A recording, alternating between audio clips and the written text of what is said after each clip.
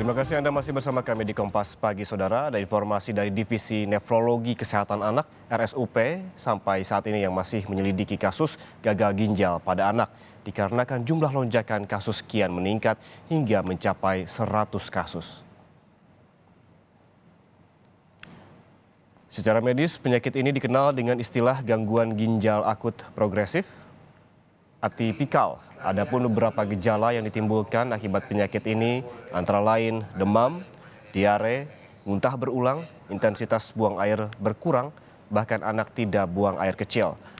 Kasus penyakit gagal ginjal ini harus diwaspadai karena dapat menyebabkan penurunan fungsi ginjal secara tiba-tiba.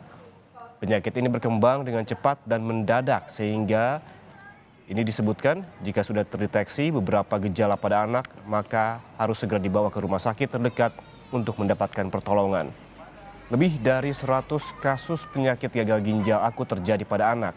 Belum diketahui penyebab pasti terkait hal ini, namun dugaan sementara berkaitan dengan peradangan sistem organ pasca COVID-19.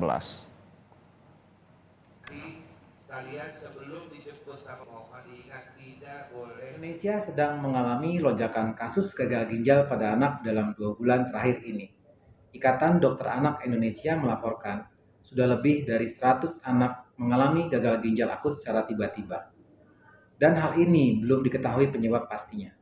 Dugaan sementara, hal ini berkaitan dengan peradangan sistem organ pasca COVID-19 atau yang kita kenal sebagai MISC, yaitu Multisystem Inflammatory Syndrome in Children.